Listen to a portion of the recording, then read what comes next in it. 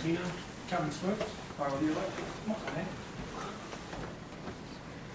And so there is some problems with parking at OU, as all of the students here know, and then I don't know if the judges, if you found a problem with that on your way in, most likely check parking at the lot right outside the Poly Hall. That's probably pretty full for you.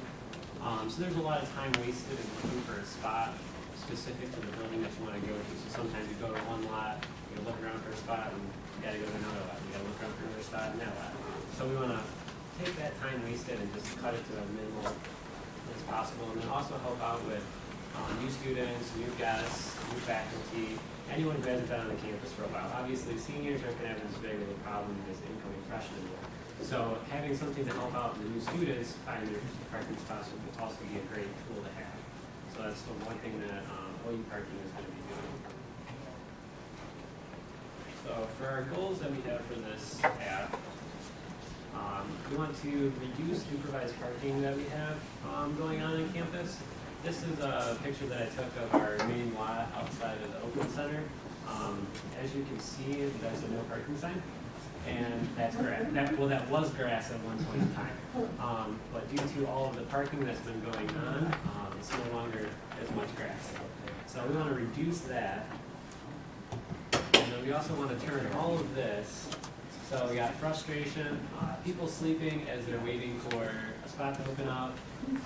In the case of I've been searching for a parking spot for a half hour, my class is almost over, so I'm just going to go home.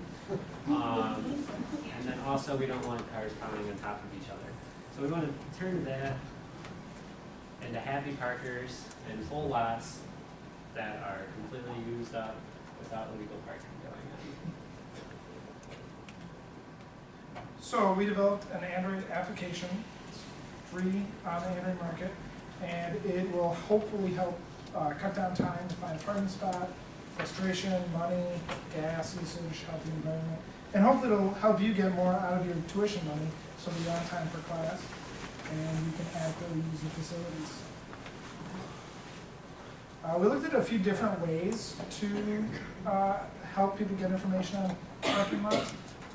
We tried using GPS fences and looked at it, but as we experimented with it, we found that the testing required just really put it out of our scope in order to make it a reliable system.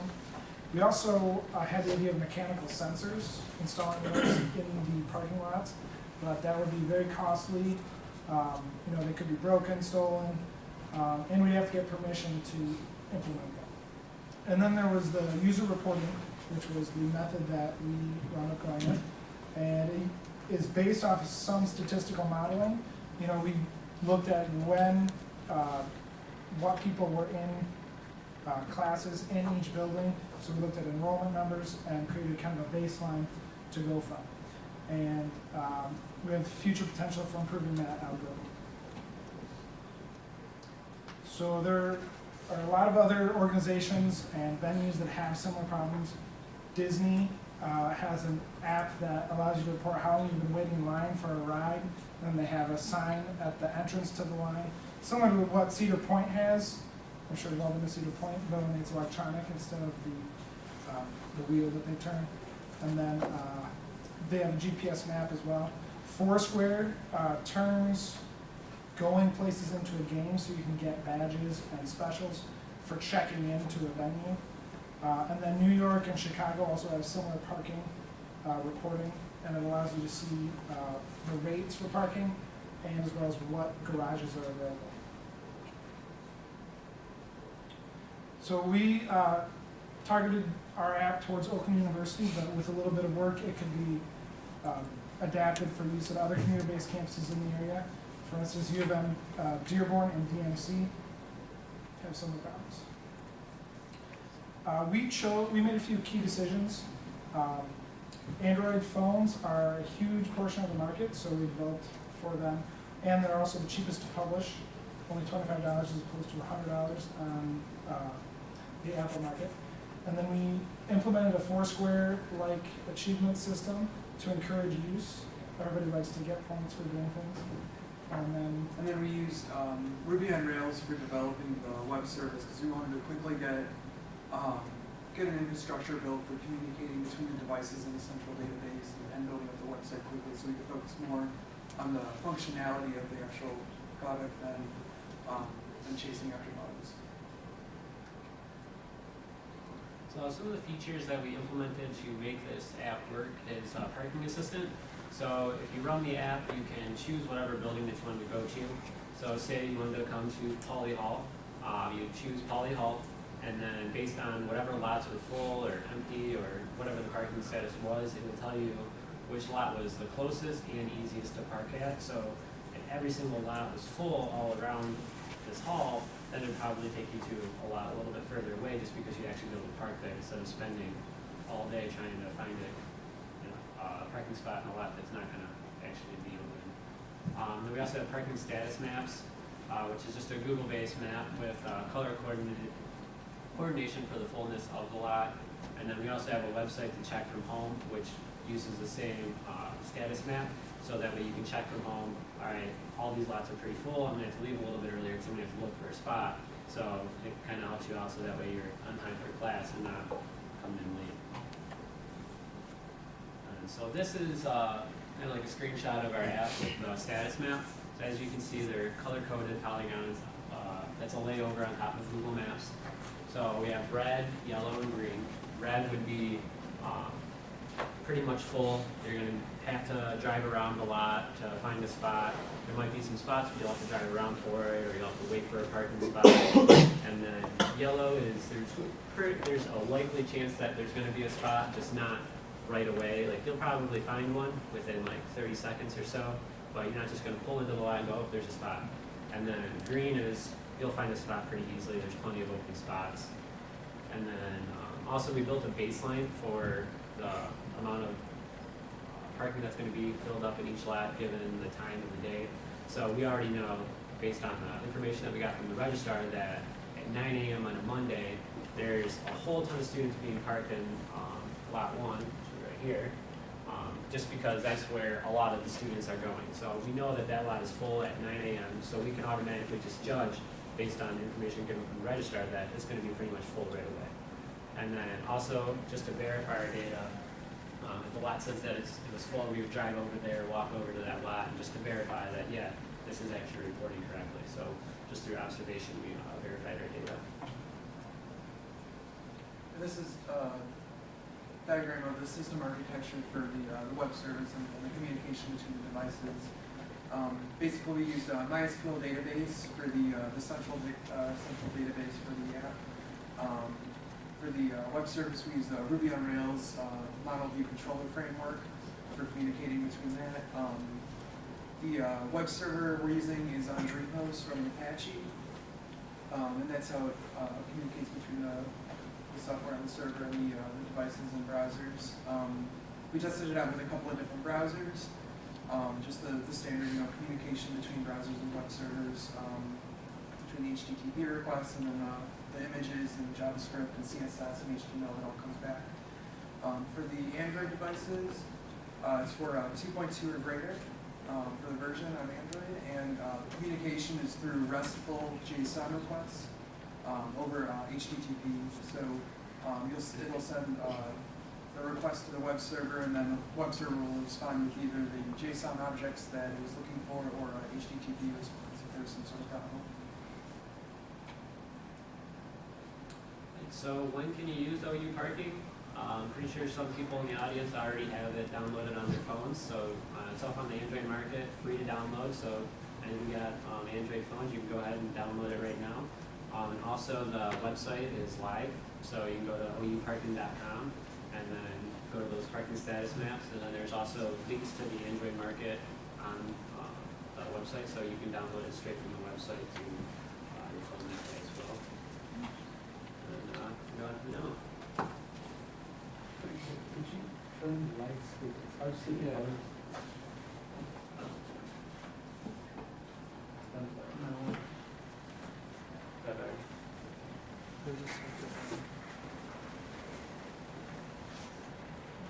This is the website that's up right now. You can see the map with all the current statuses that are coming in right now from the server. There's also a couple of links to the Google Play site where you can download the application for your phone. Basically, it's just the overlays on the Google Maps like you saw in the Android screenshot. We also have a Leaderboard, which gives you a comparison of all the people that are registered for the application. You can resort it based on name or points of what person was registered, but since it's a Leaderboard, it shows you who has the most points at the moment. And each of the users are selectable, and they'll give you their most recent achievement, their points, just kind of like a breakdown of that particular user.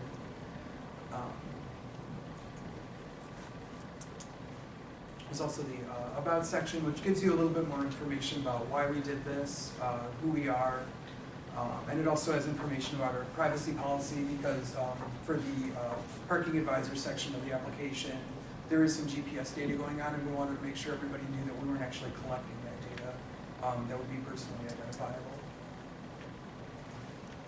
And the help section gives you information about what the colors mean, what the application does, just a little bit more information about the points, how that works, how accurate the maps are. And we have a video which it walks through the different functionality of the app.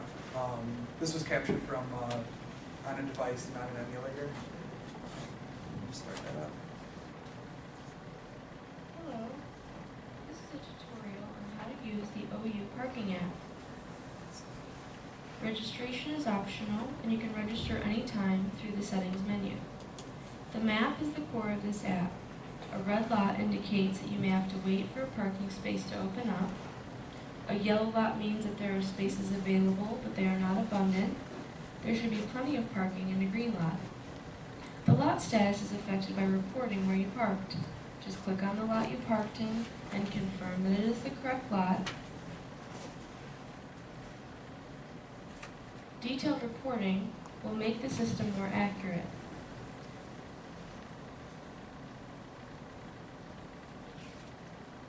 Just choose from the list the one that is most applicable to your experience.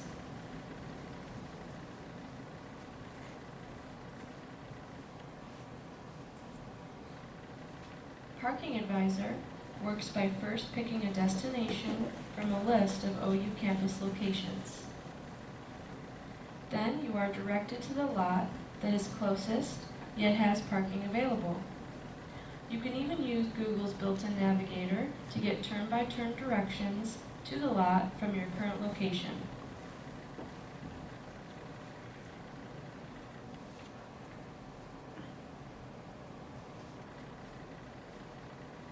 To participate in our achievement and leaderboard system, you must first register.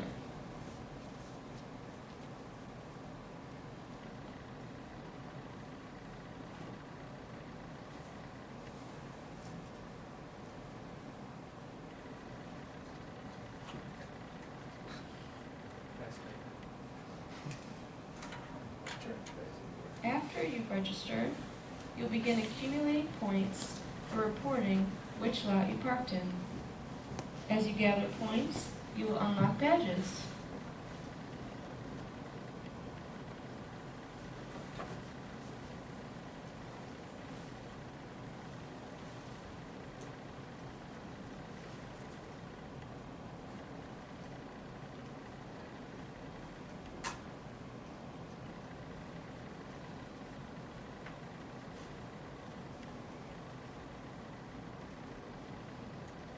If you have any other questions, please look over the website and don't hesitate to send us an email.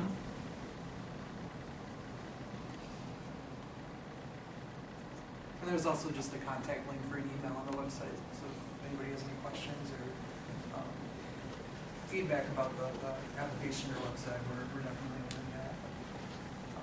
Does anybody have any questions? What kind of penetration do you get from the active users? A couple of these are testing, but Like those are only people who registered. these are, yeah, they're registered. There's 15, 12 active users. How many, you guys did your statistical analysis to see if the registrars do valid? You guys just bum around all day for a day and just see what it was? A couple of different days, we would drive around basically and just verify how full the lots look. Yeah, based on the information we gathered. And then just through our experience too, going to Oakland for a while, we had some sort of idea as well as how full the lots usually are on superintendent's opinion. And then also the information that I got from the registrar's office was the final listings of it.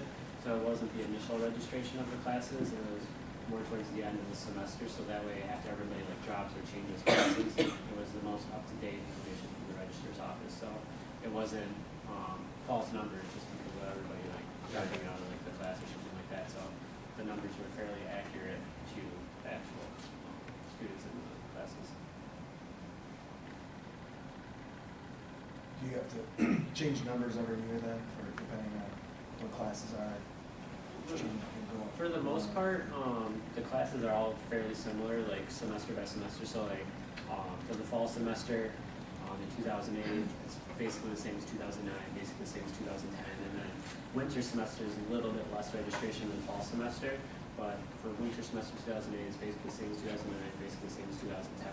So I mean, they basically have the same classes year over year at basically the same times. So if you were to like register for classes in 1 year and you couldn't get it in, the next year it's basically the same time for that same class. So at least that's what I've noticed after the 4-year series, that all the classes are fairly similar every single year, like repeated. And for the baseline is just sort of giving us a starting point. The user reporting is what actually sets that accuracy where we want it to be through the detailed reporting and check-ins. That builds off that baseline to give us a much better picture than just based off of the registered users. Do you guys measure how much data you're using to use the app or use? Now that like limitless plans have gone, right? So like the average person now has to pay for data. You said that's okay. No, we haven't. Yeah. I'm just That's curious something because I we've know a lot done. of Google Maps is cached locally, so it's pretty good, but I'm curious to see what it would be. I couldn't imagine it being too much because we don't really pull data that often throughout the app, so it's not. But you do raise a good point with the Google Maps not being able to cache. That's something we should definitely check out. Any other questions? You guys talked to the registrar again on the website, the Oakland University website? Because I see the logo, not officially affiliated, supported by Oakland University. I would buy a bunch of stuff. This is more exciting. It's entirely by accident. Just so you know, you guys have the browser, it's the most common, or the phone, the most common phone. I use still the most common browser, so. I checked it. It does work. Yeah, it's not broken. It was by accident that it does work. But It was by accident. Maybe you guys talked to UL about it? Because it's pretty cool. I think if we got a few more users first, just to show them that people are interested in it, that would give us kind of a better starting place to talk with them about maybe integrating with something we already have or just making it available through the website. also, Oakland University doesn't want to admit that they have parking problems. They don't, look at the green spots they got. Yeah, those are the furthest from Yeah. anywhere useful. Minor details, in the grand scheme of life, that's not that bad. Yeah, we actually found some information online that there's like over 20,000 students registered, but there's only like 6,500 parking spots. That's okay, fun. So As long as not everyone is here all day. Have you guys done any load testing with the back end to see how many users it could take?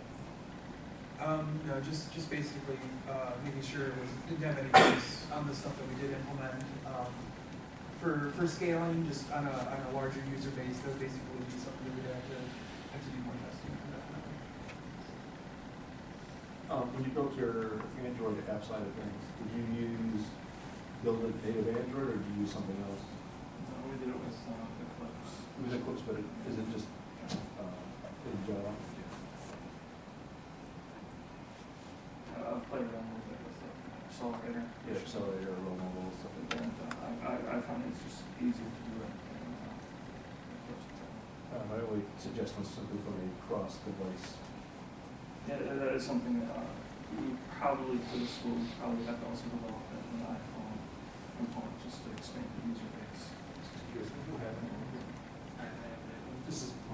personal work purposes.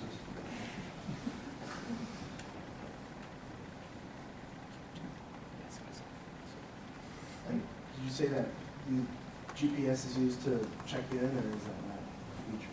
For the checking in is through selecting the different lots on the phone, so that doesn't use GPS, but for the parking advisor, that does use GPS for directing you to the best lot. But we also made it so if a person doesn't want to use GPS or they're using a tablet that doesn't have GPS, it would just direct you from a campus entrance to the lot.